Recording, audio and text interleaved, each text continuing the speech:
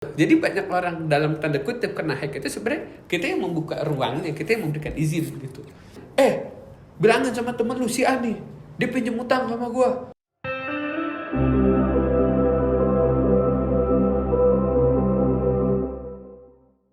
Assalamualaikum warahmatullahi wabarakatuh. Balik lagi di podcast Tukar Bicara. Gimana kabar teman-teman semua? Alhamdulillah. Sehat. Harus sehat semua teman-teman meski kondisinya masih COVID gini ya. Pada baca berita nggak sih beberapa hari terakhir nih?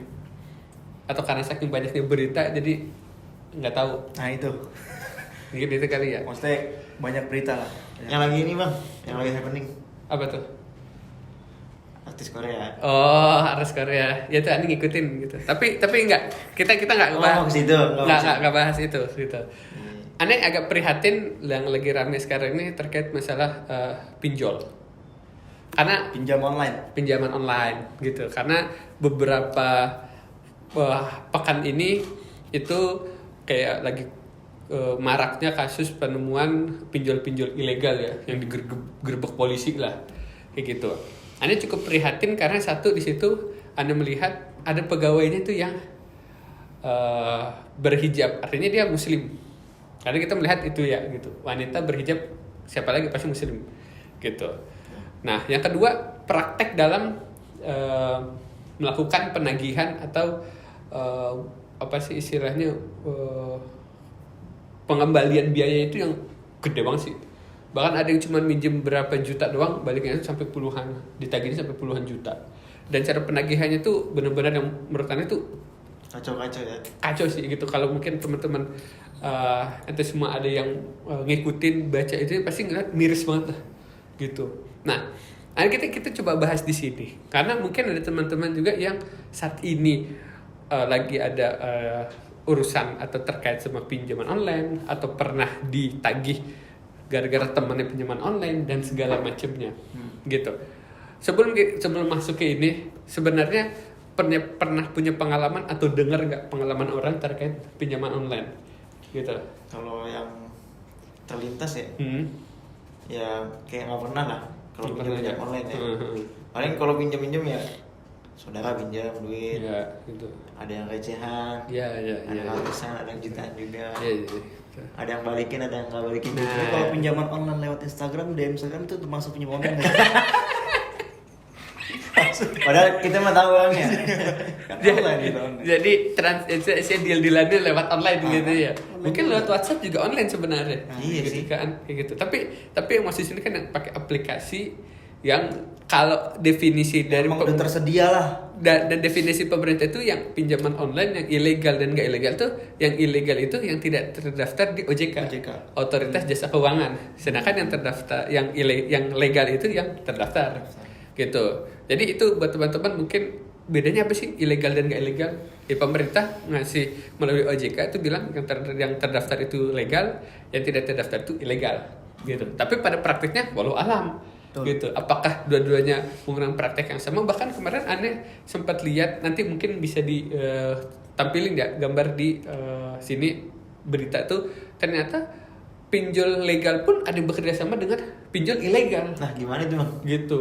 Nah, maksudnya? Itu yang yang coba di situ dalam mencari atau bukan mencari ya, menagih gitu. Nah, itu yang juga lagi diselidikin sama pihak-pihak terkait gitu kan. Mungkin nanti kita tampilin dah screenshotan gambarnya kayak gitu. Itu sih yang menurut Anda agak miris gitu kan. Jujur, kalau Anda sendiri memang nggak pernah berhubungan lah hal-hal yang kayak gitu. Bahkan ditagih pun karena teman Anda pinjol pun nggak pernah gitu. Tapi Anda pernah menemukan teman Anda yang sampai dia ditagih padahal dia nggak tahu apa-apaan. Tapi dia minjem kan? Enggak. Jadi gini. Nah. Berarti orang bocor berarti ya, bocor. Orang lain pakai data dia. Bukan. Jadi gini. Yang banyak terjadi di masyarakat itu saat gini. Mereka pakai aplikasi pinjaman online. Ya kan? Banyak orang kita nih karena minimnya literasi terkait masalah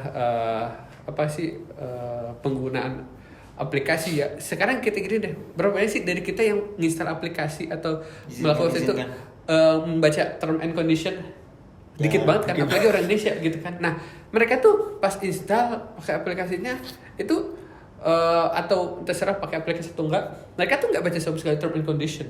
Bahkan yang sampai aplikasi mereka tuh bisa pinjaman online ini ngambil data mereka, bukan hanya ngambil data berupa telepon, enggak, gambar, foto bisa diakses. Itu karena apa? Karena kita memberi izin. Gitu loh. Jadi banyak orang dalam tanda kutip kena hack itu sebenarnya kita yang membuka ruangnya, kita yang memberikan izin gitu. Nah, mereka misalnya si A pinjaman online, terus di dalam kontrak itu ada si B. Si B nggak tahu apa-apaan. Tapi nih pinjolnya bilang, bilangin sama temen lu si A nih, dia pinjam utang sama gua, gitu. Bilangin kalau nggak balikin, ntar gua. Padahal si B nggak kenal juga.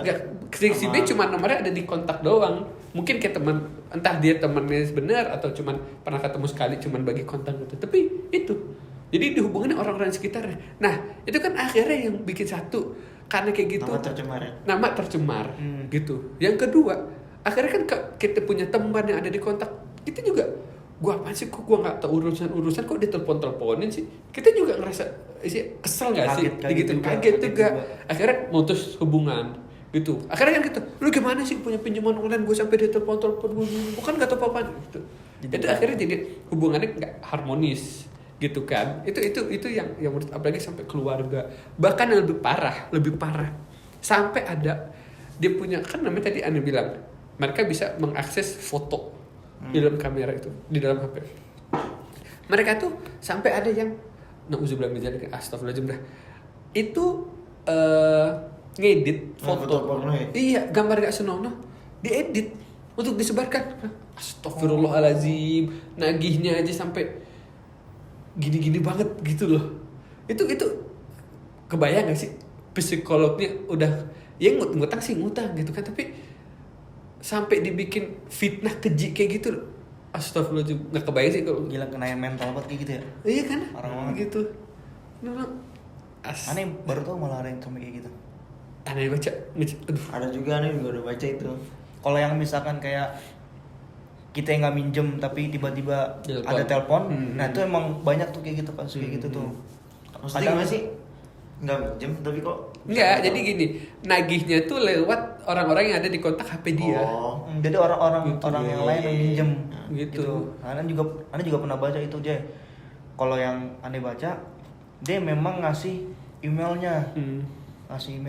Dan dari emailnya itu udah dikirim dari yang perusahaan-perusahaan yang ilegal tuh, nanti terdaftar di OJK, kirim ke email dia, bahwasannya dia punya utang segini. Kaget, punya utang segini gua. Nah, makanya juga banyak yang ramai juga terkait masalah kalau kita foto dokumentasi KTP ya.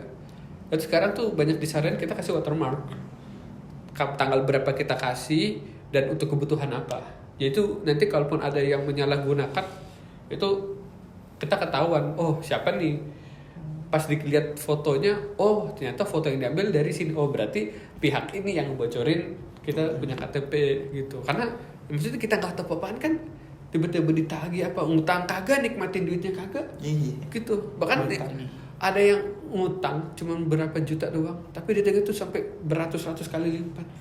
Cuma emang berita-berita pinjol tuh yang aneh tahu ya, dia emang di awal tuh emang manis banget di mana-mana. Tapi sama kayak bener-bener manis banget gitu. Sama kayak ini kan kalau di kampung-kampung tuh biasanya bahasanya apa, rentenir, lintah basah. Manis banget gitu. Tapi kalau misalkan misalkan ada cicilannya berapa bulan, cuman bunganya cuma sekian persen. Nanti ntar kalau misalnya bahas bunga tuh gimana tuh, cuman dikit nih kalau misalnya kita minjem, dikit nih bunganya cuma segini doang, pinjem dah. Ya ternyata lebih gitu loh. Aduh, jadi dikibulin gitu lah. Dia gila-gilaan sih emang pas naikin apa sih kenaikan bunganya gitu ya. Emang ini trennya mulai kapan sih pinjol? Aneh pertama denger tuh mungkin sebelum corona ya. Aneh pertama denger lagi ngobrol sama teman, ada yang cerita, iya temen gue bahkan dia pinjem online untuk nutupin pinjaman online satu lagi. Gitu dah. Dia gali lubang tutup lubang. Betul, kalau misalkan ngutang ya begitu dah. Jadi memang dan Anda baca juga dari OJK kalau nggak salah tadi nerangin, atau ya intinya perilaku konsumtif itulah yang menyebabkan orang akhirnya gampang untuk berhutang. Terlepas dari pinjol atau enggak ya. Gitu loh. Karena sebenarnya hutang boleh kan hutang. Boleh. Gitu kan? Gitu. Dalam Islam pun sebenarnya enggak ada masalah kan hutang gitu kan. Hanya mungkin yang jadi problem itu bayar apa enggak gitu kan. Dan itu kita nggak tahu gimana urusannya kalau nanti di akhirat kan gitu. Ya mungkin kita bisa jelasin teman kalau di bidang itu kan belajar kayak gitu-gitu kan gitu. Nah, itu sih yang mungkin kita coba bahas di pinjol kali ini gitu kan gitu. Ya miris sih dengarnya gitu. Ya sebenarnya kalau kita lihat Quran ya. Sebetulnya itu ayat tentang hutang itu ayat yang sangat panjang. Kalau teman-teman nanti cari di Al-Quran, ayat yang paling panjang itu ada di surat Al-Baqarah. Nah, itu ceritanya tentang hutang. Itu kayak yang satu halaman sendiri ya? Iya, satu halaman sendiri. Jadi kalau dicetakan Mushaf Madinah ya 15 baris lah satu ayat. Sampai ngebahas utang doang Allah tuh satu halaman sendiri loh, hutang. Jadi salah satu hikmahnya kenapa dibahas langsung segambreng-gambreng gitu semuanya ya supaya ketika baca ayat itu emang fokusnya kontak kita ke hutang biar kemana-mana dulu nih biar nggak skip ketiba nama ayat-ayat yang lain gitu. Karena saking apa ya beratnya sebenarnya hutang berat. Dapat gini ya, hal yang dibolehkan tapi jangan diremehkan. Iya, jangan jadi kebiasaan. Iya. Apalagi kalau misalkan udah hutang sama teman sendiri. Alamat itu. Cuma kan kalau kita dihutangin sama temen nih, kita sebenarnya gak enak juga mintanya gitu kan. Ya tapi yang berhutang seharusnya kan tahu juga gitu, pandai juga kalau misalkan dia tuh punya hutang sama kita. Ya kita kalau misalkan ditagih takutnya lu baru segini doang, tadi lu apa gitu. Ya sebenarnya nggak semua orang kayak gitu sih. Ada juga emang orang kudu diingetin. Biasanya orang bilang ntar kalau misalkan udah mau gue udah ada duit nih ingetin ya, takut gue lupa, gue orangnya pelupa nih. Nah ada juga yang kayak gitu. Tapi kan untuk menghindari ya itu semua seharusnya yang berhutang tuh tahu diri aja gitu. Nah sebetulnya dalam agama Islam jadi banyak orang yang salah atau seringkali salah menggunakan dalil. Nah, apa tuh maksudnya menggunakan dalil. Misalkan kita dalam kondisi yang berhutang nih, kita sebagai orang yang meminjam uang untuk berhutang, ya kan? Nah di posisi yang lain, ente jadi orang yang ngasih hutang. Nah sedangkan kalau dalam Al-Quran kita baca, misalkan ane yang hutang punya kesusahan untuk bayar hutang, ya kan? Nah kan disebutkan dalam Al-Quran tuh kalau nanti kamu menemukan kesusahan maka berikanlah tempo yang lebih panjang lagi. Nah orang yang berhutang kadang menggunakan ayat itu, lu gimana sih nggak baca Quran lu ya? Lu baca Quran apa ya? Nggak belajar lu ya? Nggak belajar agama apa? Nah kan di Quran disebutin kalau kita lagi susah, lu kasih lah panjang tempo buat temen lu, ya kan? Apalagi kalau memang masih kesusahan juga, wa anta sodaku, ikhlasin aja, udah sedekah aja. Nah itu, nah sebetulnya kan jangan kita